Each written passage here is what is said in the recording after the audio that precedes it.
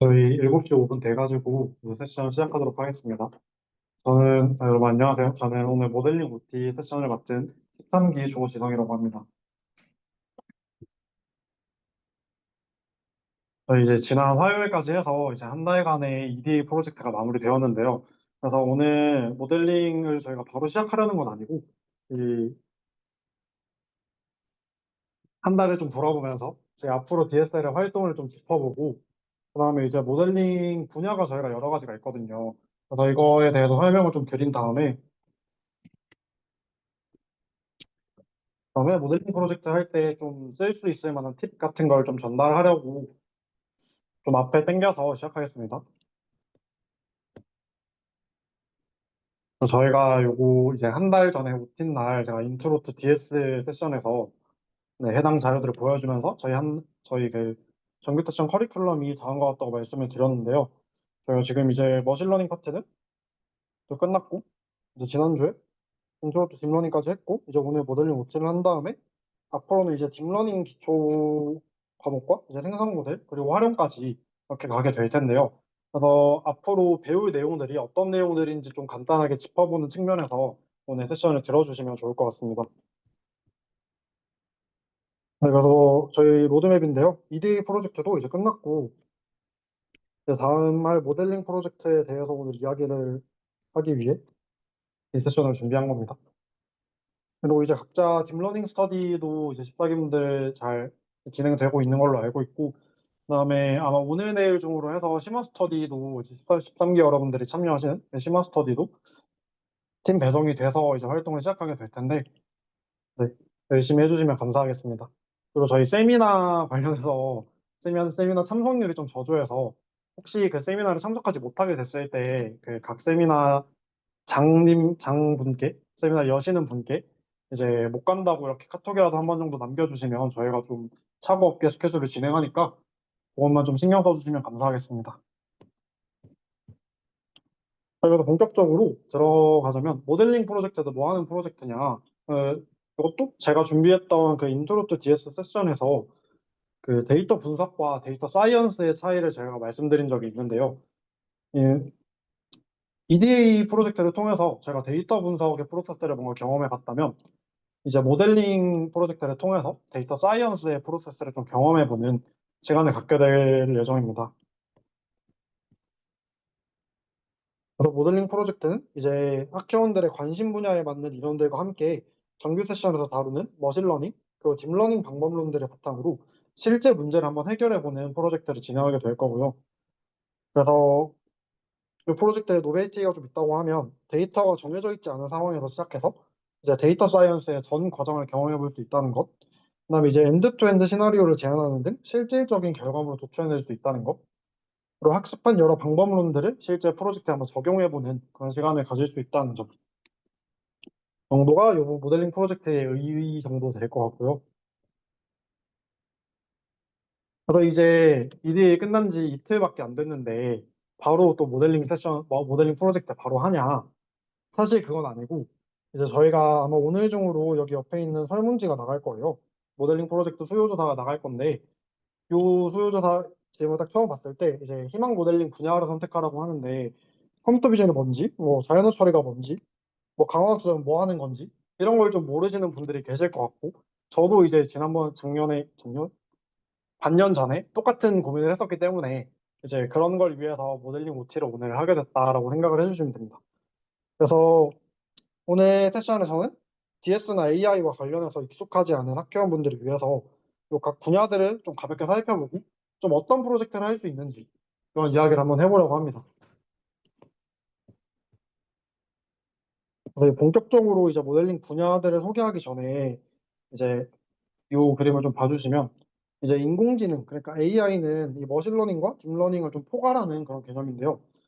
이 인공지능 방법론들의 기본 아이디어는 사람이 어떤 일을 할 수 있으면 AI도 그 일을 할 수 있다는 겁니다.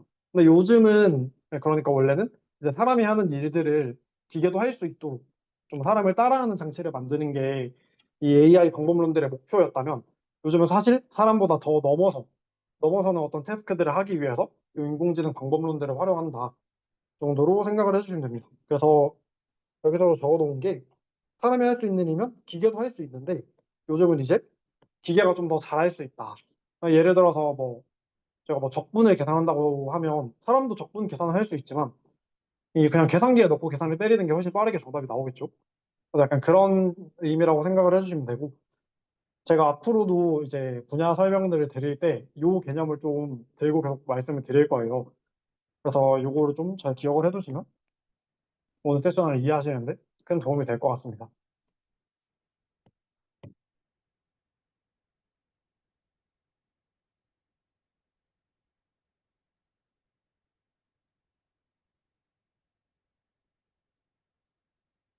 그래서 분야들이 좀 많지만 먼저 컴퓨터 비전부터 시작을 할 건데요. 이제 컴퓨터 비전은 사람으로 치면 이제 사람이 이렇게 물건을 보면 예를 들어 이거 보면 이거 노트북이다. 이거 저 보면 이거 뭐 물병이다.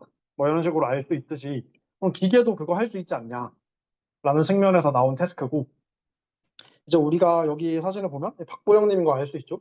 그래서 그런 것처럼 이제 기계도 알 수 있는데 기계는 이거 어떤 식으로 알 수 있냐 하면 이 사진을 다 픽셀화 시켜가지고 이렇게 숫자로 만듭니다.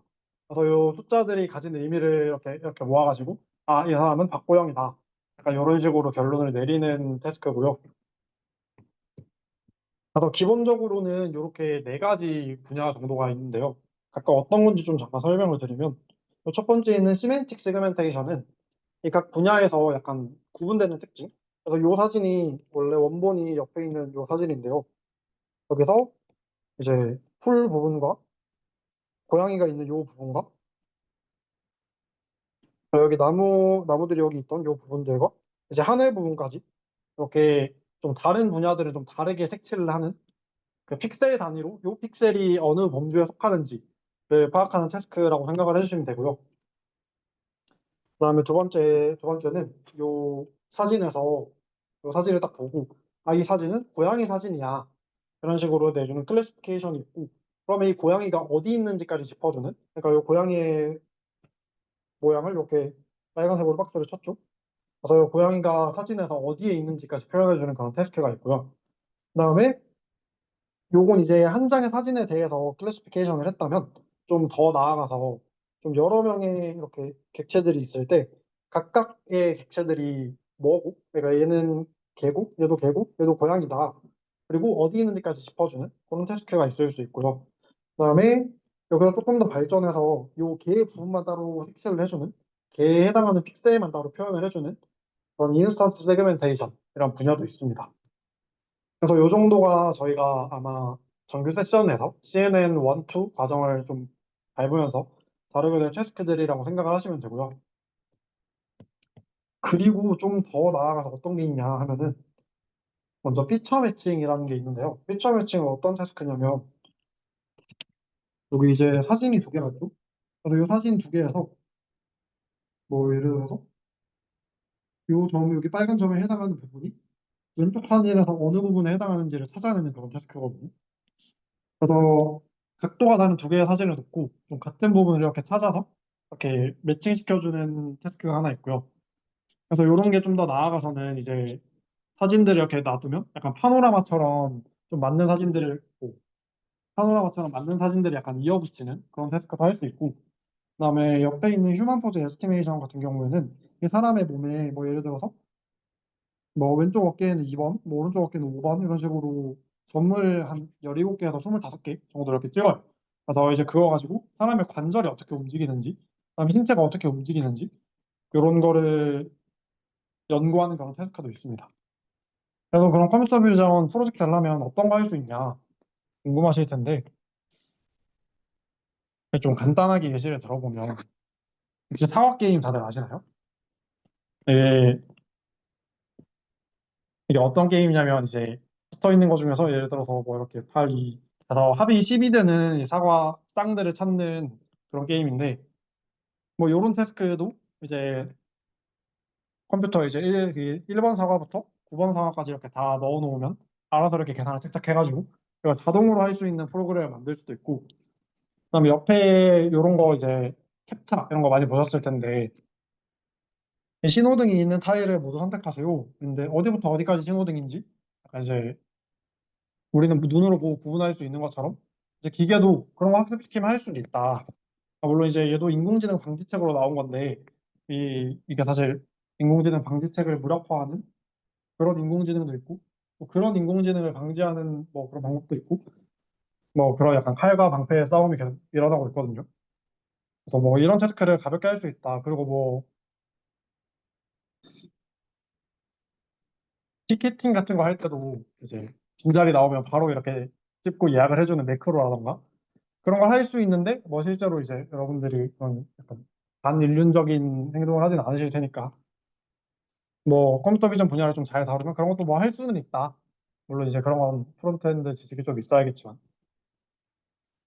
그 다음에 원래 자연어 처리를 먼저 설명하려다가 생성 모델 이야기를 좀 앞으로 당겼는데요. 그래서 사람이 아까 비전 테스크에선 눈으로 어떤 물체를 보고 아, 저 물체가 뭐야? 이게 물병이야. 라고 말하는 테스크가 있다고 하면 우리가 이제 사과라는 단어를 들었을 때 사과를 그림으로 그릴 수도 있잖아요, 사람이. 제가 못 그리지만 이건 아닌 것 같네요. 어쨌든 사과를 이렇게 그릴 수도 있는데 그런 것처럼 우리가 어떤 물체를 인식을 할 수도 있지만 그 물체를 생성해내는 역할도 가능하다는 거예요, 그 사람은. 그래서 이거 보통 이제 디스크리미너티브가 약간 요 둘 중에 요 둘을 가르는 이런 판별 기준을 만드는 테스크라고 한다면 생성 모델은 요걸 이제 요 구분해주는 클러스터를 만드는 뭐 그런 역할을 한다라는 식으로 간단하게 설명이 되는데 요건 나중에 그 생성 모델 세션에서도 다루는 내용이긴 하거든요. 그래도 좀 가볍게 좀 이해할 수 있으면 좋을 것 같아서 들고 왔고 그래서 이렇게 물체를 그리는 것뿐만 아니라 우리가 어떤 소리를 들을 수도 듣고 아 이게 뭐 개 짖는 소리구나 뭐 닭 울음 소리구나 이런 걸 알 수 있지만 뭐 입으로 그런 소리를 낼 수도 있겠죠. 그다음에 이제 우리가 읽고 아 이게 어떤 의미구나라는 걸 알 수도 있는 것처럼 이제 글을 써서 그런 의미를 가진 글을 만들어낼 수도 있는. 그래서 어쨌든 사람은 이렇게 뭔가 판별해내는 것과 판별하고 인식하는 것과 생성하는 것이 모두 가능하다. 그래서 앞에 앞선 태스크가 약간 판별하고 인식하는 태스크였다면 이 생성 모델은 그런 걸 좀 만들어내는 태스크인 거예요. 그래서 좀 어떤 게 되냐면 얘는 좀 멀티보다 성격이 있긴 하지만 어쨌든 이렇게 문장을 넣으면 이 문장에 맞게 그림을 그리는 거예요. 뭐 사람도 할 수 있죠. 그래서 뭐 맛있는 사과를 그려줘. 아니 뭐 맛있는 사과를 누군가 그릴 수 있겠죠. 모든 사람이 그릴 수 있는 건 아니지만. 그래서 슈퍼 레졸루션 같은 경우는 어 제가 이 테스트를 정확하게 아는 건 아닌데 간단하게 설명을 해보면 어떤 사진을 우리가 확대를 하면 이제 화질이 약간 깨지잖아요. 이제 했을 때도 약간 선명하게 나올 수 있게 보완을 하는 그런 태스크라고 생각을 하시면 되고 이런 걸 보통 어디 쓰냐면 옛날 영상 같은 경우는 화질이 별로 안 좋은데 그걸 이제 요즘 영상으로 이렇게 보완시켜서 화질을 좀 좋게 하는 그런 태스크도 가능하고요. 어쨌든 그런 게 생성 모델의 태스크의 일환이라고 생각해 주시면 됩니다. 그리고 여기 있는 것처럼 요 그림체에다가 다른 사람 얼굴을 집어넣는 거. 그 다음에 얘가 한창 유행했었죠. 지브리 챗GPT 그건데 그런 것처럼 이 스타일 트랜스퍼 같은 뭐 분야도 생성 모델에서 충분히 연구되고 있는 분야고 이런 태스크도 할 수 있습니다. 그리고 이제 자연어 처리인데요. 자연어 처리는 언어와 관련된 태스크들을 다 자연어 처리라고 생각을 하시면 돼요. 사람이 이제 말하면 이해할 수 있고 글 쓴 거 보고 이해할 수 있는 것처럼 이제 그런 걸 연구하는 분야고 얘는 그 비전이랑 생성 모델이 이렇게 구분되어 있는 거랑 조금 다르게 얘를 이해하는 태스크랑 생성하는 태스크를 약간 하나로 합쳐서 자연어 처리라고 말을 하고요. 그래서 요 감성 분석은 그 EDA에서도 많은 분들이 쓰셨던데 그래서 뭐 이런 문장은 파지티브, 뭐 이런 문장은 네거티브다. 약간 그런 식으로 판별해내는 태스크도 할 수 있고 그다음에 이렇게 긴 글을 읽고 핵심을 요약을 해주는 그런 태스크도 요 자연어 처리 태스크에 해당합니다. 그리고 원래 번역 같은 경우도 자연어 처리 태스크인데요. 이 사람이 인류가 하나의 언어만 쓰는 게 아니니까 이 번역 과정이 무조건 필요하거든요. 그래서 그런 번역을 할 때도 번역하는 것도 이 다 언어 관련된 태스크들이니까 그런 것도 다 자연어 처리의 일종이라고 볼 수 있고 그다음 요즘은 사실 이 챗봇의 범위가 굉장히 넓어졌지만 옛날에 이런 심심이 같은 챗봇이 있었죠. 그래서 이런 것도 이제 자연어 처리의 태스크라고 생각하시면 됩니다. 그래서 이렇게 사람이 이렇게 문장을 넣으면 요거에 맞게 어떤 문장을 생성해내는 거예요. 지금 GPT를 통해서 다들 익숙하시겠지만. 그래서 뭐 이런 태스크가 잘못됐을 때, 뭐 이심심이가 약간 속세에 찌든 말을 뱉어내기도 하고, 그다음에 옛날에 구글 번역기의 이슈였는데, 이렇게 번역을 이상하게 하기도 하고 하는데, 뭐 이런 걸 해결해야 되는 게 이제 자연어 처리의 태스크들이고요. 근데 사실 요즘은 이 LLM에 나오면 LLM이 등장하면서 좀 여러 태스크의 범용적인, 그러니까 자연어 처리도 뭐 챗봇 태스크가 있고, 뭐 머신 트랜슬레이션이 있고, 뭐 감성 분석이 있고, 요약이 있고, 뭐 기타 등등 되게 많은데, 이런 걸 약간 한 번에 할 수 있는 그런 제너럴한 모델이 이 챗GPT나 제미나이 같은 이런 언어 모델이라고 생각을 하시면 되고, 이제 그런 LLM의 등장으로 이 LLM의 할러시네이션, 그러니까 GPT가 헛소리 하는 거죠. 헛소리를 어떻게 줄일 수 있을까? 좀 어떻게 답변을 넣어야 좀 좋은 답변이 나올 수 있을까? 뭐 그런 걸 연구하는 사람들이 되게 많아졌고, 이제 그런 연구가 굉장히 활발하게 일어나고 있습니다. 그래서 아마 프로젝트를 하실 때도 그리고 LLM의 API 키를 쓴다거나 하는 방식으로 좀 뭐 챗봇을 만든다거나 하게 되는 경우가 굉장히 많을 거예요. 그다음 추천 시스템인데 잘 물 한 모금 넣고 하겠습니다.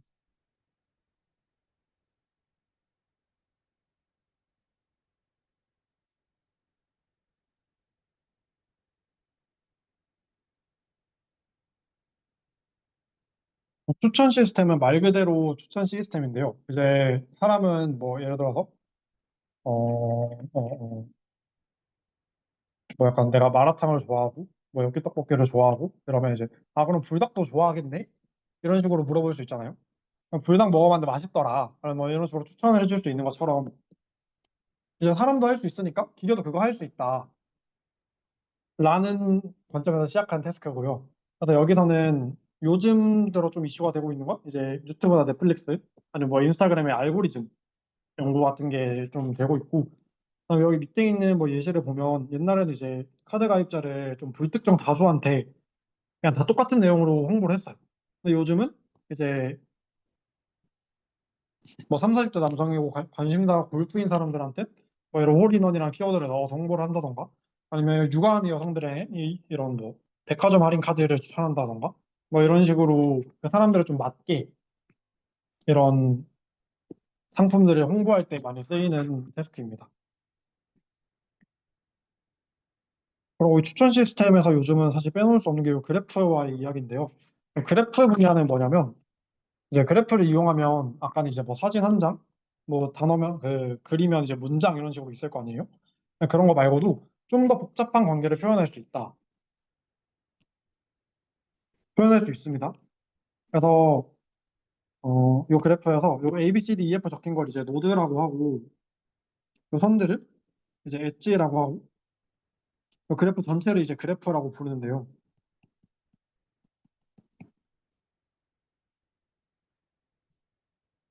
그래서 결국 요 그래프에서의 핵심은 요 A라는 친구는 자기 자신의 정보뿐만 아니라 요 근처에 있는 B랑 얼마나 가까운지 그리고 C랑 얼마나 가까운지 그런 정보까지 함께 담고 있는 게 이 그래프의 핵심이고 그래서 이 노드들 간에 어떤 관계가 있는가에 주목을 하게 됩니다. 그래서 예를 들어서 뭐 인스타그램이나 뭐 지금은 안 하지만 페이스북 같은 그런 친구 팔로우 관계에서는 뭐 어떤 유저가 어떤 사람들이랑 좀 더 인터랙션을 많이 하고 좀 어떤 게시글에 관심이 많고 이런 걸 그래프로 표현할 수 있고요. 그다음에 사실 그래프는 원래 이제 약간 원자 같은 거 이렇게 결합을 할 때 뭐 화합물의 화학적 특성을 결정하는 뭐 특징이 있다 뭐 하는데 이건 제가 문과생이라서 잘 모르겠고요. 그다음에 아까 이게 추천 시스템이랑 관련이 좀 많다고 했는데 예를 들어서 뭐 삼각김밥을 살 때 사람들이 삼각김밥에 대해 이렇게 그래프를 좀 그려보니까 컵라면과 좀 관계가 깊더라 라고 하면 이걸 이제 세트로 묶어서 이제 판매를 하는 전략을 세울 수도 있겠죠. 그런 것처럼 이제 추천 아이템 세트를 구성할 수도 있는 뭐 그런 태스크를 할 수 있고 그래프 분야는 총 약간 세 가지가 있는데요. 하나는 요 노드 클래시피케이션이라고 해서 지금 여기 빨간색 초록색 노드들이 있는데 요 회색 노드들이 어떤 색을 가질까를 예측하는 클래시피케이션 하는 그런 태스크가 있고 그다음에는 요 A랑 B랑 연결이 돼 있을까 안 돼 있을까? 그다음에 C랑 G는 연결이 돼 있을까 안 돼 있을까? 그와 같이 이 노드들의 이 엣지들의 관계를 좀 살펴보는 태스크가 하나 있고, 그다음에는 요 그래프 전체를 하나 보고, 뭐 그래프를 이렇게 반 갈라가지고 이 그래프는 어떤 특성을 가지고 있고 이 그래프는 어떤 특성을 가지고 있어 정도를 약간 클래시피케이션 해내는 그런 태스크들이 있습니다. 그래서 뭐 어떤 걸 할 수 있냐라고 하면, 뭐 앞서 말씀드렸듯이 어떤 분자의 특성을 예측해내는데 이거 많이 쓰고요. 그래서 이런 화학 분야에서 특히 이런 거 많이 쓰고, 그다음에 추천 시스템에서도 많이 쓰는데, 뭐 요 각각을 약간 노드처럼 생각을 하면 이 관계들도 뭐 이 사람이 어떤 영화를 봤는지, 뭐 어떤 배우를 좋아하는지, 뭐 이런 걸 노드를 이렇게 쭉 연결해서 그래프를 만들 수 있거든요. 그러면 이 사람한테는 어떤 영화를 추천하는 게 좋은지, 또 이 사람한테는 어떤 영화를 추천하는 게 좋은지, 이런 걸 좀 알 수 있는 태스크, 그런 걸 좀 공부하고 그런 거 써먹을 수 있는 프로젝트라고 생각을 하시면 됩니다.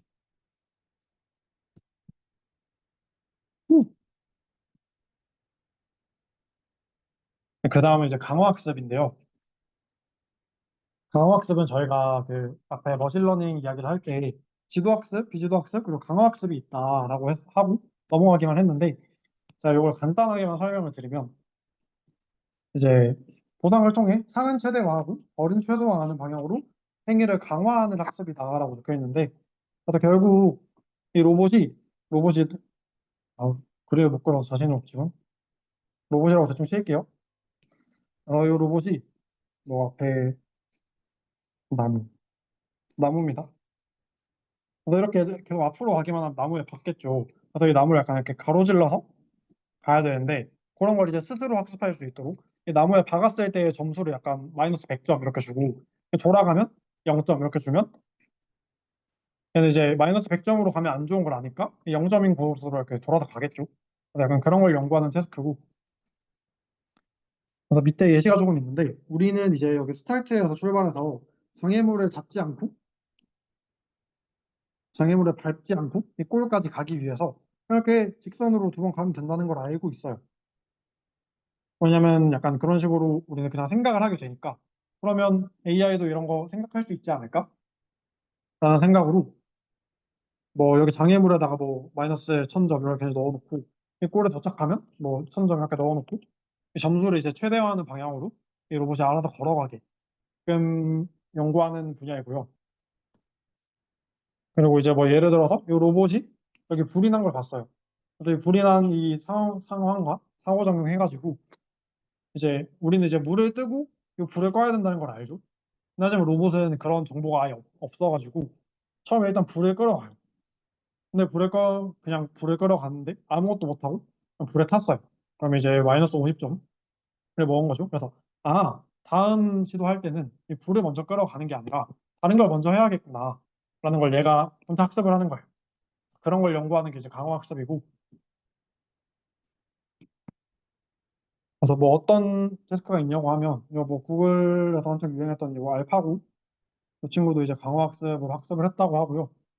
그다음에 트레이딩 봇이라고, 주식 같은 거 혹시 좋아하시는 분들이 계실지 모르겠는데, 요 주식 요 그래프 같은 걸 약간 데이터로 넣어가지고 이 로봇이 알아서 어떤 패턴일 때는 주식을 팔고 뭐 어떤 패턴일 때는 주식을 사고 이런 걸 알아서 해주는 거예요. 그래서 그런 걸 하는 연구도 광학습 태스크의 하나라고 합니다.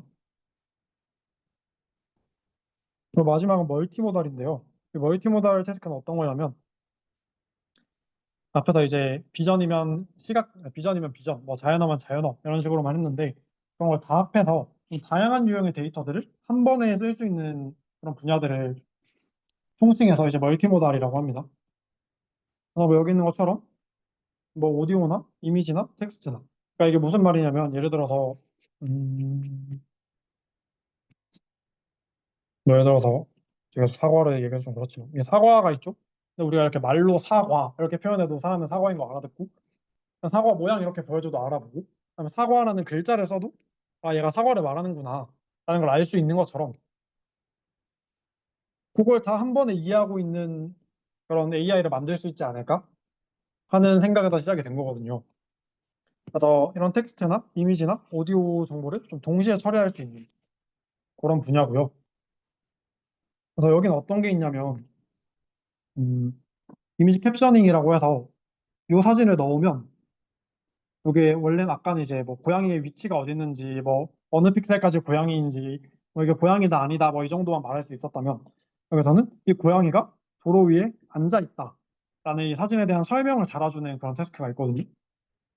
그래서 멀티모달 태스크 중에 대표적인 예고 앞으로 좀 넘어가가지고 저 약간 이 텍스트 투 이미지 있죠. 그래서 이것도 글을 넣으면 사진으로 반환을 해주는 그런 멀티모달리티가 쓰였다라고 이해를 해주시면 됩니다. 어딨지? 그리고 이건 이제 옆에 거랑 좀 비슷한 건데요. 비전 퀘스천 앤서링이라는 태스크가 있는데 이거 어떤 거냐면 이 사진이랑 이 사진에 대한 설명을 물어보는 질문을 하나 던져요. 그래서 여기 사진에 이 수염은 뭘로 만들어졌냐라고 하면 이 멀티모달 AI에 넣으면 이제 바나나 이렇게 대답을 해내는 건데 내가 이거 바나나인 거 알려면 이 사진에 대한 이해도 필요하고 이 질문에 대한 이해도 필요하잖아요. 그래서 그런 걸 이제 한 번에 할 수 있는 어찌 보면 이게 제 사람 같은 그런 태스크라고 할 수 있죠. 그래서 저희가 앞서 이거 태스크들을 좀 많이 봤는데 사실 모든 분야의 경계선이 조금 애매해요. 이 LLM의 등장으로 인해서 사실 GPT에 사진을 넣어도 잘 알려주잖아요. GPT가 LLM이긴 하지만 사진을 넣어도 대답이 잘 나오고 뭐 이미지 뭐 이거 만들어줘 지브리풍으로 바꿔줘 해도 잘 해주고 어쨌든 그래서 이런 사기 모델 같은 게 요새 존재해가지고 이제 모든 분야가 약간 이렇게 여기서부터 여기까지 추천 시스템, 여기서부터 여기는 그래프 이런 건 아니고 요즘 약간 여러 개를 이렇게 합쳐서 쓰는 그런 좀 추세거든요. 그래서 아까 말씀드렸던 것처럼 추천 시스템에서도 그래프 방법론을 되게 많이 쓰고 그래서 저희가 이제 설문조사를 할 때 여러 개를 선택해 달라고 말씀을 드리고 우선순위를 좀 정해달라고 한 다음에 이 밑에 이제 프로젝트 진행 방향성 같은 거, 나 어떤 거 하고 싶어요, 이런 거 하고 싶어요, 이런 걸 좀 이제 적어주시기를 권장드리고 있거든요. 그래서 저희가 그런 거 보고 학술부에서 이제 팀 배정을 다 해드릴 예정이니까 여기 부분을 좀 자세하게 적어주시고 위에 모델링 희망 분야도 좀 다양하게 선택을 해주시면 감사하겠습니다.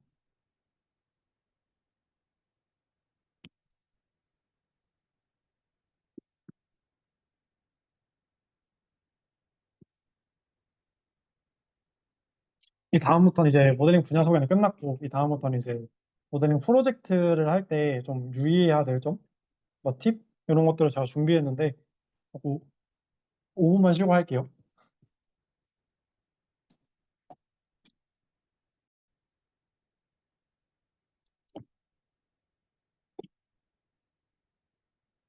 그래서 이제 앞에서 모델링 분야에 대한 소개를 다 했고 이제부터는 약간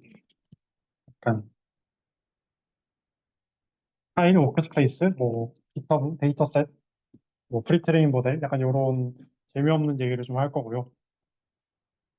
그래서 제가 먼저 말씀드릴게 이 파이썬 코드 파일들 중에서 IPIMB랑 PY 파일이 있는데 이게 뭐가 다르고 뭐 어떻게 써먹으면 되는지 먼저 좀 짚고 넘어가려고 합니다. 그래서 우선 IPIMB 파일은 주피터 노트북을 저장하면 나오는 확장자고요. 특징이 있다면 이 실행 결과를 이제 매 줄마다 이 한 줄에 대한 결과를 이렇게 바로 볼 수 있다는 거. 그다음에 이 앞에 셀의 내용과 뒤에 셀의 내용이 독립적이라는 거. 그다음에 이제 폴앱에서 쓰면은 뭐 무료로 GPU를 쓸 수도 있고, 그다음에 이 코드 블럭 사이사이에 이렇게 마크다운 해가지고 이렇게 글도 넣을 수 있고 그림도 넣을 수 있고, 그다음에 플랫이나 그래프를 봐야 할 때 좀 바로바로 확인할 수 있다는 장점이 있습니다. 그에 반해서 이 py 파이썬 파일은 어떤 장점이 있냐면요. 먼저 에러가 좀 적게 뜹니다. 왜냐하면 이 py 파일은 매번 이제 주피터 노트북 같은 경우에는 약간 파일이 길어지고 코드가 길어지고 이러면 약간 하나 다 실행해주기 좀 힘든 그런 게 있는데 이 PY 파일은 파일 하나로 저장이 되기 때문에 에러가 적어서 추적이 용이하다는 장점이 있고 메모리적인 효율성도 올라갑니다. 왜냐하면 PY 파일은 요 주피터 노트북처럼 이런 결과 하나하나가 다 저장되지 않기 때문에 메모리 효율성이 올라가고, 그다음에 이제 뭐 GitHub랑 연동하기도 편하다, VS 코드의 확장 기능 사용이 편하다 이런 게 있지만, 제일 중요한 특징은 마지막에 요 모듈 기능입니다. 모듈이 어떤 거냐면 요 위에 요거를 이 add ab 뭐 sub ab라는 함수를 이렇게 쓰고 정의하고, 이걸 이제 mode 1.py라고 이 파이썬 파일로 저장을 하면 나중에 이제 다른 파일에서 이 모드 1이라는 걸 약간 라이브러리 불러오듯이 이렇게 import 모드 1 이렇게 불러올 수 있거든요. 그러면 이제 이 안에 있는 이 함수를 쓰겠다, 그래서 모드 1 안에 있는 뭐 서브 함수를 쓰겠다, 이런 것처럼 모듈화를 해서 쓸 수 있기 때문에 이런 장점이 있습니다. 그래서 IPYMB 파일의 경우에는 이제 코드 실행 순서도 지켜야 되고, 코드가 길어졌을 때 재현성이 좀 떨어지는데요. 그와 반면에 이제 이런 단점이 있고, PY 파일의 경우 이제 코드의 특정 부분만 보는 건 불가능하고, 그다음에 시각화나 플랫을 그리거나 뭐 그래프를 그리거나 했을 때 그런 결과를 바로바로 볼 수 없다는 그런 단점이 있습니다. 그래서 추천하는 워크플로우는 먼저 IPYMB 파일로 아이디어를 빌딩하고, 뭐 예를 들어서 뭐 직접 출력을 보면서 코드를 좀 작성을 한 다음에 이제 마지막에 나중에 .py 파일로 모듈화해서 정리를 한다면 조금 편하게 관리하실 수 있을 거고요. 그리고 나중에 모델링도 그렇고 저희 뭐 EDA도 그렇지만 나중에 이제 GitHub에 이렇게 코드를 올리고 뭐 GitHub에서 코드를 꺼내 쓰고 뭐 이런 경우가 좀 많으실 텐데, 이제 그럴 때 py 파일로 하면 뭐 변경사항을 관리하기 편하다라는 장점이 있습니다. 그리고 이제 콜앱이랑 GPU 서버 이야기인데요. 이제 콜앱에서는 무료 GPU를 쓸 수 있기는 하거든요. 그리고 이제 기본적으로 IPIMB 파일을 구동할 수 있고, 근데 무료 버전으로 쓰면 이 백그라운드에서 안 돌아가요. 그다음에 터미널을 통해서 모델 학습을 하는 것도 어렵습니다. 그리고 이 PY 파일 구동에는 부적합합니다. 그래서 저희는 좀 다른 GPU 서버를 보통 쓰게 되는데요. GPU 서버라고 하면 이 GPU를 여러 개 가지고 있는 어떤 서버 컴퓨터를 이야기하고 주로 기관에서 제공을 합니다. 네, 그래서 좀 장점이라고 하면 백그라운드 실행 가능이 돼서 그냥 돌려놓고 서버에다 돌려놓고 제 컴퓨터를 꺼도 코드는 알아서 돌아간다, 그런 특징이 있고, PY 파일과 IPIMB 파일을 모두 사용하기 편합니다. 그래서 저희가 보통 이 베셀 SI라는 걸 쓰는데요. 이거 이제 13기 분들은 잘 아시고 많이들 써보셨겠지만 신입 기수분들한테 약간 생소할 텐데, 저희가 요거는 어 아마도 이제 지금 여름 방학 중에 신청이 끝나가지고 아마 다음 2학기부터 또 신청을 받으면 저희가 그때 한 번 더 모아가지고 요 다 같이 쓸 수 있게 이렇게 신청을 할 거거든요. 근데 그러고 나서 저희가 요거 사용법을 담은 PDF 뭐 영상 이런 걸 제가 또 제작해서 제공을 해드릴 예정이고, 그래서 SLAI 사용법에 대한 건 오늘 세션에서 다루지 않을 예정입니다. 그리고 이제 모델링 할 때 또 중요한 것 중에 하나가 이제 데이터셋을 어디서 구해오냐인데, 그것도 많은 분들이 아실 것 같아요. 더 먼저 케글이 있고요. 케글은 좀 정제된 데이터셋을 구하기에 좀 용이합니다. 그래서 뭐 여기서 이 사이트에서 제가 요거 들어가서 다음 페이지에 보시면, 여기 보시면 데이터셋 설명도 쭉 있고, 여기 다운로드 버튼 눌러서 다운로드 받으실 수도 있고, 여기서 좀 밑으로 내려가면 코드, 그 데이터셋에 대한 뭐 컬럼에 대한 설명들이나 뭐 변수가 몇 개나 있는지 이런 설명들도 있고, 또 남들이 요거 가지고 해놓은 프로젝트를 요 코드 눌러서 보실 수도 있습니다. 그런 장점이 있고, 그다음에 좀 많이 쓰는 건 요 AI 허브라는 사이트인데요. 여기는 여기 보이시는 것처럼 약간 분야별로 관심 있는 약간 주제별로 이렇게 데이터셋을 확인할 수 있고, 뭐 예를 들어서 이런 거 들어가서 다운로드 한다고 치면 뭐 API 키를 통해서 발급을 받을 수도 있고, 좀 대규모의 데이터를 좀 쉽게 다운받을 수 있는 사이트다 정도로 알고 계시면 되겠습니다. 그다음에 비전 태스크 하시는 분들은 요 로보플로우라는 사이트도 있는데요. 요거는 이제 라벨링 같은 것도 자동으로 해주거나 뭐 그런 기능이 좀 같이 들어있는 그런 데이터셋들을 담고 있는 사이트라고 생각을 하시면 되고, 그다음에 허깅페이스라고 해서 여기는 원래는 NLP 쪽 테스트에 관련된 데이터셋들이 많았는데 요즘은 그냥 머신러닝, 딥러닝 관련 데이터셋들도 엄청 많아졌더라고요. 이런 데서도 데이터셋을 구해서 사용하실 수 있습니다. 그다음에 이제 모델 관련한 이야기인데요. 그래서 일단 프리트레인드 모델을 설명하기 전에 프리 트레이닝이 뭐고, 파인 튜닝이 뭐고, 이걸 간단하게 말씀드리려고 해요. 그래서 프리 트레이닝 같은 경우에는 모델에게 기본적인 구조를 학습시키는 과정입니다. 뭐 예를 들면 어떤 말을 못하는 아이한테 이 말을 어떻게 하는지를 가르치는 거죠. 그 다음에 그럼 이제 말을 할 줄 아는 아이가 나왔겠죠? 결과물로. 결과물이라고 하기가 좀 그런데 어쨌든 아이가 말을 배웠어요. 그럼 이제 그 아이한테 뭐 특정 지식, 예를 들어서 뭐 인공지능 지식을 이렇게 넣으면 그 아이는 이제 인공지능 지식이 해박한 아이가 되겠죠. 인공지능과 관련해서 이제 말을 할 수 있는 그런 아이가 될 텐데 그런 과정을 이제 파인 튜닝이라고 생각해 주시면 됩니다. 또 간단하게 그냥 생각을 하시면 그리고 뭐 그냥 뭐 이것저것 공부를 하는 과정이 이제 사전학습 과정이고 그다음에 뭐 테스트에 맞춰서 예를 들어서 뭐 수학 문제를 많이 푼다. 그런 게 이제 약간 파인 튜닝의 일종이라고 생각을 하시면 됩니다. 그래서 보통은 요 프리트레인드 모델을 가지고 와서 우리 태스크에 맞게 파인 튜닝을 시켜서 좀 쓰는 경우가 많고요. 그래서 요 프리트레인 모델을 어디서 구하냐라고 하면 좀 크게 보면 두 가지 정도. 하나는 허깅 페이스, 그리고 하나는 깃허브입니다. 그래서 허깅 페이스에서는 이런 머신러닝 라이브러리를 제공하는 최대 인공지능 플랫폼이라고 설명이 되어 있고, 그다음에 오픈 소스 코드도 많이 있습니다. 요거는 이제 허깅 페이스 마크인데 귀여워서 가지고 왔고요. 그래서 이 페이지에 여기 독스 여기 눌러서 들어가시면 그런 도큐멘테이션에서 어떤 모델들을 좀 설명을 해주거나 그 모델들을 어떻게 써먹을 수 있는지에 대한 튜토리얼을 알려주기도 하고요. 근데 이거 이제 영어로 알려주는데 여러분들 다 영어 잘 하시죠? 아무래도. 그래서 이 허깅 페이스에서 이 프리트레인된 모델을 불러와서 그대로 쓰는 방법이 있고요. 그다음에 프리트레인된 모델을 불러온 뒤에 아까 말씀드렸던 파인 튜닝이나 좀 또 학습을 더 시켜서 쓰는 방법이 있는데 그 파인 튜닝을 할 때는 어떤 데이터셋으로 할 건지, 그다음에 전처리 어떻게 할 건지, 그다음에 뭐 어떤 모델을 파인 튜닝 시킬 건지, 그다음에 뭐 트레이너를 이용해서 트레인을 진행을 하면 이 순서대로 진행을 하면 됩니다. 그래서 우리가 만약 새롭게 학습을 시켰다고 하면 이 허깅 페이스에 우리도 이름을 올릴 수 있게 돼요. 물론 대단한 건 아니지만.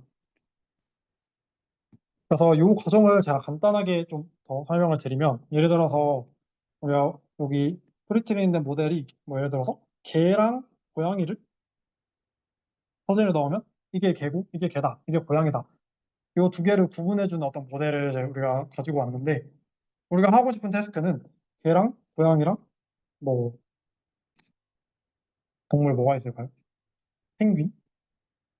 귀여우니까 어쨌든 요 세 개를 구분하는 태스크를 하고 싶어요. 그러면 요 모델에는 이제 펭귄이라는 정보가 없잖아요. 그 펭귄에 대한 정보를 얘한테 학습을 계속 시켜줘요. 계속 시키면 이제 어느새 이 펭귄을 구분할 수 있는 모델이 된다. 그래서 이런 과정을 이제 파인 튜닝이라고 하고요. 그래서 이 뒤에는 간단하게 코드처럼 제가 설명을 좀 써놨는데 이걸 이제 원래는 실습처럼 제공을 하려고 하다가 너무 별 내용이 없어서 아 이거 굳이 실습 파일로 넣는 게 크게 의미가 없을 것 같다라고 생각을 해서 그냥 가지고 오게 됐습니다. 그래서 코드를 좀 설명드리면 이 허깅 페이스 언더바 허브에서 이 리스트 모델 이런 걸 불러오면 어떤 제작자 그 특정 저자의 어떤 모델 목록을 다 가지고 올 수 있거든요. 또 모델 아이디를 쭉 출력을 한 다음에 그 모델 이름을 이렇게 설정을 해서 토크나이저를 로드해 줍니다. 그러면 이 방식대로 진행을 하시면 어떤 모델을 불러올 수 있어요. 그래서 이렇게 불러온 모델을 가지고 우리가 텍스트 생성 예제를 해보는데요. 그래서 여기 인풋에 이런 텍스트를 넣고 뭐 아이디를 이런 식으로 넣고 뭐 토크나이저에서 이런 식으로 넣고 쿠다라는 게 있는데요. 이거 나중에 아마 딥러닝 스터디에서 다룰 것 같은데 뭐 이제 GPU를 쓴다 뭐 이런 말인데요. 이런 거 아마 딥러닝 스터디에서 아마 다루게 되실 겁니다. 그래서 이 코드 같은 것도 아마 딥스에서 다루지 않을까 싶은데 그래서 요거는 뭐 이렇게 모델 이름 쓰고 태스크 쓰고 어떤 감정 분석을 하는 이런 태스크인데 이런 거 이제 결과를 이런 식으로 반환을 해줍니다. 근데 주의할 점은 모델에 따라서 이 허깅 페이스 로그인을 해서 이 토큰이 필요한 경우도 있어요. 그래서 그런 것만 좀 조심을 하시면 됩니다. 그리고 허깅 페이스 내에 있는 함수는 파라미터 설명 페이지라는 게 존재하는데요. 그래서 이런 거 잘 보시고 나중에 모델링 하실 때 모델 불러와서 이 모델을 한번 뜯어보실 때 어떤 파라미터가 있는지, 어떤 파라미터를 좀 바꿀 수 있는지 뭐 이런 걸 좀 살펴보시면 아마 실력 증진에 많은 도움이 되실 거라 믿습니다. 그리고 앞서 제가 데이터셋 할 때도 이야기를 드렸는데 각 태스크에 맞게 좀 정제된 데이터셋이 있어요. 그래서 뭐 NLP는 뭐 이런 걸로, CV는 이런 걸로 전처리형 모듈을 제공해 준다. 그리고 여기 튜토리얼도 있는데 여기 들어가시면 이미지, 오디오, 텍스트 데이터에 한해서 이제 튜토리얼도 제공을 해주고 있습니다. 여기 태스크라고 하시면 뭐 3D도 있고, 오디오 있고, 텍스트 있고, 이미지 있고, 비디오 있고, 여기 태스크 누르면 뭐 아까 뭐 있었던 뭐 이미지 클래시피케이션, 뭐 오브젝트 딕션 뭐 이런 거 다 나오거든요. 거기에 맞게 좀 데이터셋을 잘 구하고 모델을 잘 구해서 사용을 하면 됩니다. 그리고 이제 다음은 GitHub입니다. 저희 이제 과제도 GitHub으로 받고 있는데 개발자들이 어떤 소스 코드를 공유하고 좀 협업을 할 수 있는 웹 기반 플랫폼이고요. 버전 관리 시스템 Git이라는 걸 기반으로 이 프로젝트를 관리하고 오픈 소스 프로젝트의 중심지입니다. 그래서 여기서도 굉장히 많은 모델들을 찾으실 수 있을 거고 오픈 소스들을 이용하실 수 있을 겁니다. 그래서 이거 뭐 어떻게 쓰냐라고 하면 이렇게 먼저 이름 이렇게 이거 레포지토리라고 부르거든요. 그 레포지토리를 들어가 가지고 그 전에 이런 거 저희가 모델링 프로젝트 진행하시다 보면 논문 같은 걸 좀 많이 읽게 될 거예요. 그리고 논문 같은 걸 이렇게 읽다 보면 본인들의 이 소스 코드를 GitHub 코드를 공개해 놓은 논문들이 있거든요. 뭐 그런 거 타고 가면 이 모델을 좀 써볼 수 있다. 그래서 이 모델에서 이 코드 이렇게 누르면은 이렇게 주소가 뜨거든요. 아니면 이 다운로드 zip해서 그냥 로컬에다 다운받아서 쓰셔도 되고 요거를 복사해가지고 일단 먼저 이런 걸 이제 레포지토리 클론이라고 하는데 그래서 git 클론이라고 부릅니다. 그러니까 먼저 요 git이 안 깔려 있으면 git을 깔아주시고 그다음에 이 레포지토리 링크가 복사해왔죠. 그다음에 git 클론 하고 여기 주소를 이렇게 적어요. 그러면 지금 요 파이썬 파일이 있는 곳에 IPIMB 파일이 있는 곳에 요 ML 뎁스 프로 요 폴더가 생기고 여기에 있던 요 친구들이 다운받아집니다. 그래서 보통 이런 식으로 많이 쓰고 이게 뭐 로컬에서 그냥 하시면 아까 말씀드렸듯이 집 파일 다운받으셔도 되고 아니면 뭐 뱃셀에서 하시겠다 다른 서버에서 하시겠다 하면 서버에 들어가 가지고 뭐 이렇게 이제 git 클론 하시거나 아니면 다운받은 zip 파일을 그 서버로 바로 올려가지고 언집해서 쓰실 수도 있고요. 압축 해제해서 쓰실 수도 있고 음. 그리고 이 클론을 하는 게 약간 복사하는 느낌이거든요. 그래서 이 클론을 그냥 주소만 적으면 요 지금 이 디렉토리에만 가지고 와지는데 요 뒤에 폴더명이나 경로명을 좀 정해주면 이제 그쪽으로 불러올 수 있는 기능도 있습니다. 그 다음에 요거는 제가 자세하게는 설명 못 드릴 것 같고 간단하게라도 설명을 드리려고 들고 왔는데요. 여러분들이 이제 모델링 프로젝트를 하시다 보면 생각보다 많은 모델을 건드려 봐야 하고 생각보다 많은 이 GitHub나 허깅 페이스에서 많은 프리트레인 모델을 가지고 오게 될 텐데 거기서 요구하는 파이썬 버전도 다 다르고 세부 라이브러리 버전도 다 달라요. 근데 예를 들어서 저희가 뭐 요구한다고 파이썬 3.6을 깔고 판다스 1.0.1을 깔아놨는데 이거 별로 안 좋은 것 같아. 다른 거 써봐야겠어.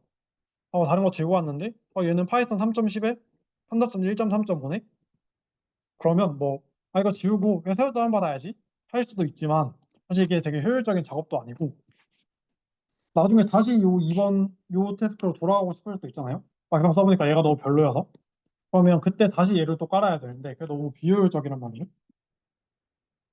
그래서 이제 패키지 이럴 때마다 패키지를 지우고 다시 버전 맞춰서 깔고 하는 과정 대신에 뭐 할 때마다 새로 이렇게 공간을 할당해 주는 거예요. 그래서 그런 걸 가상 환경이라고 생각을 해주시면 되고 그래서 먼저 이제 로컬에서 보통 아나콘다를 많이 쓰실 텐데 거기서 이제 이런 식으로 해가지고 가상환경을 만들고 가상환경을 활성화시키면 여기 앞에다가 이런 식으로 여기 여기 이제 아나콘다 그 시작 누르시고 아나콘다 프롬프트를 영어로 치시면 무슨 프롬프트 CMD 같은 창이 뜨거든요. 거기다가 이런 거 치시면 되고 그래서 가상환경 설정을 한 다음에 이제 패키지를 이 가상환경이 켜져 있으면 여기 앞에 이렇게 괄호치고 가상환경 명이 붙어요. 그래서 뭐 패키지를 설치할 때는 원래 이제 PIP 많이 썼는데 혼다 인스톨해서 설치를 해주시면 되고, 그리고 보통 로컬에서 하시면 VS 코드 많이 쓰실 텐데 VS 코드에선 가상환경을 만들고 나서 컨트롤 시프트 P를 누르면요 이 셀렉트 인터프리터가 나오거든요. 그래서 거기서 내가 만들어 놓은 가상환경 이름 맞게 선택을 해주시면 됩니다. 그래서 요거는 저도 대충 관리해 놓은 제 건데요. 그래서 저도 지난번에 할 때 좀 여러 모델들을 썼어야 했어서 뭐 파이썬 3.7도 있고 3.8도 있고 3.12도 있고 중구난방입니다. 그래서 가상환경이 없었다면 파이썬 갈아엎고 다시 하고 갈아엎고 다시 하고 이런 식으로 했어야 됐을 텐데 이런 가상환경을 쓰면 좀 낫다. 그리고 보통 이제 벳셀에서 작업을 하시게 되실 경우가 되게 많을 텐데 벳셀에서 하면 뭐 여러 방법이 있을 것 같은데 저는 이거 알고 있어서 그냥 안 알고 있는 걸 설명드리려고 가지고 왔고요. 그래서 뭐 터미널에 들어가서 요걸 치면 가상환경이 이렇게 생겨요. 가상환경 이름에다가 빈 액티베이트 요거 이제 그대로 쳐주시면 여기 보이시는 것처럼 앞에 이렇게 가상환경 이름이 붙거든요.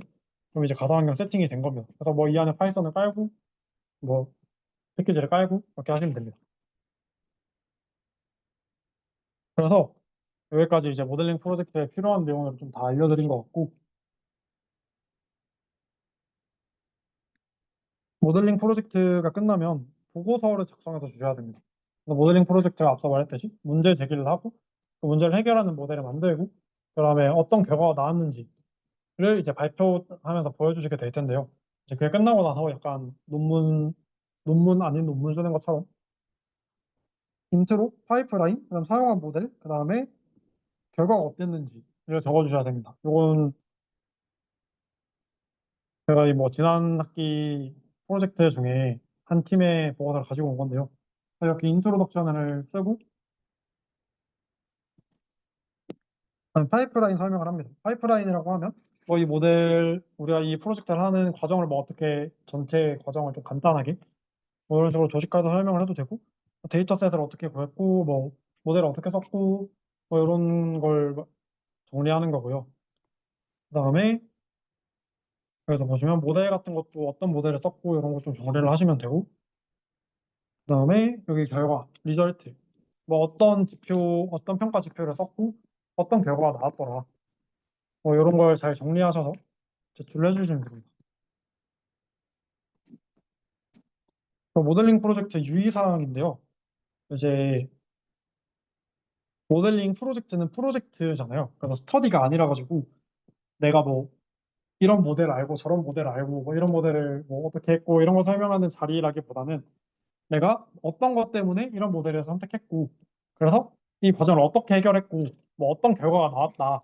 그러니까 좀 결과 위주로 발표를 진행해 주시면 되고요. 그다음에 이제 모델 여러 개 중에 하나를 선택하게 될 텐데 왜 그 모델을 썼는지를 좀 논리적으로 설명을 해줘야 되고 그다음에 결과를 어떤 기준 이거 뭐 벤치 그 논문 같은 거 읽으시면 벤치마크 데이터셋과 뭐 어쩌고저쩌고 이런 게 있거든요. 그거랑 비교했을 때 뭐 얼마나 더 이 모델이 나았는지 아니면 얼마나 이 정도 모델이 최선이었는지를 설명할 수 있는 내용이 들어가야 합니다. 그래서 오늘 세션은 이걸로 끝이고 이 뒤에 설명할 내용이 조금 더 있어가지고 이건 이제 녹화를 끄고 진행을 할게요.